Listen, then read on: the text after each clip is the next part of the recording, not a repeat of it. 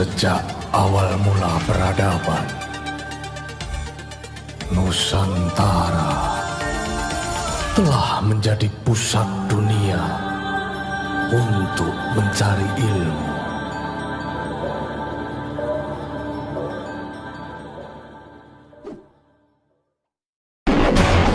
Desember 1946, Indonesia yang baru setahun 4 bulan memproklamasikan kemerdekaannya terusik.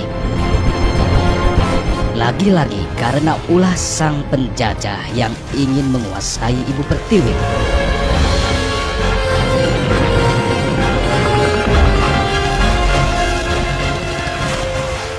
Pesisir barat Sulawesi Selatan, dari Mandar, Parepare, Makassar hingga Bantai, menjadi ujung tombak perlawanan rakyat Sulawesi membela kemerdekaan Republik Indonesia.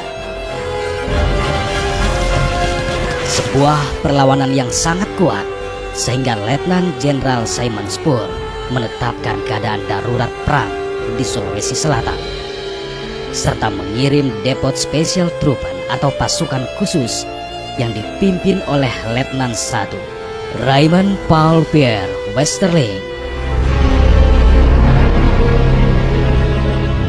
Selama 68 hari, dengan caranya sendiri, Westerling membantai ribuan warga sipil di Sulawesi Selatan.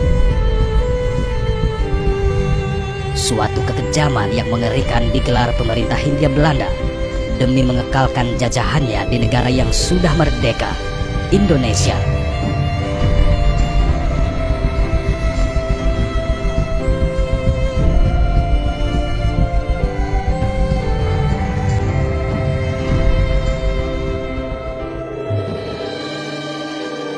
Untuk meredam pergolakan di Sulawesi Selatan, tanggal 24 April 1946, Belanda menangkap Gubernur Dr. Samratulangi dan beberapa tokoh pejuang lainnya. Perjuangan fisik di Sulawesi Selatan pun berubah menjadi gerakan gerilya. 15 Juli 1946, tentara Australia menyerahkan wilayah Indonesia Timur ke pemerintahan kolonial Belanda. Di hari itu juga, untuk memperkuat kekuasaan, Van Mook, Gubernur Jenderal Hindia Belanda, mengadakan konferensi di kota Malino, Sulawesi Selatan. Konferensi ini digagas Van Mook untuk membentuk negara Indonesia Timur dan menggodok rencana pembentukan negara federal. Konferensi ini berlangsung 10 hari dan dihadiri 39 orang dari Kalimantan dan daerah-daerah Indonesia bagian timur. Hasilnya pada tanggal 25 Juli 1946, negara Indonesia Timur pun dibentuk dan Makassar diproyeksikan menjadi ibu kotanya. Terbentuknya negara Indonesia Timur benar-benar membuat marah para pejuang. 17 Juli 1946, di daerah Polong Bangkeng, Kabupaten Takalar, 19 utusan dari organisasi perjuangan di Sulawesi Selatan melebur dan membentuk Laskar Pemberontakan Rakyat Sulawesi Selatan atau LAPRIS. Organisasi ini dipimpin Panglima Rangong Daeng Ngale dan Walter Mongisidi sebagai sekretaris jenderal. Di bawah satu komando, perjuangan pemuda Sulawesi Selatan semakin membara.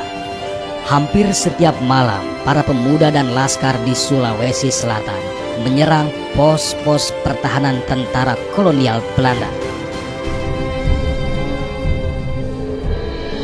Kekuatan kolonial Belanda di Sulawesi Selatan melemah.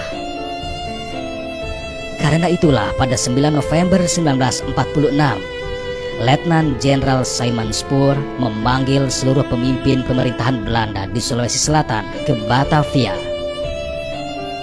Akhirnya, untuk menghancurkan kekuatan perlawanan di Sulawesi Selatan, Letnan Jenderal Spoor mengirim Depot Special Troopen atau DST, pasukan khusus pimpinan Westerling. 5 Desember 1946, Westerling bersama 120 orang pasukan khusus tiba di Makassar dan mendirikan markasnya di Matoangin. Berdasarkan data intelijen yang dikumpulkan tentara DST sebelumnya, Westerling menyusun penumpasan pemberontakan dengan caranya sendiri.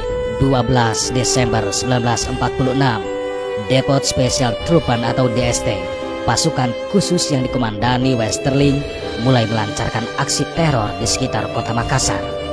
Di desa Batua, jam 5 pagi, pasukan Westerling sudah mengepung dan menggeledah rumah-rumah penduduk. Selain menggeledah, pasukan Westerling juga menggiring penduduk untuk berkumpul. Warga yang menolak atau mencoba melarikan diri langsung ditembak mati oleh pasukan Westerling. Setelah masyarakat terkumpul dengan daftar yang ia miliki, Westerling mulai mencari penduduk yang dianggap ekstremis. Setelah teridentifikasi, warga itu langsung dieksekusi di depan ribuan orang.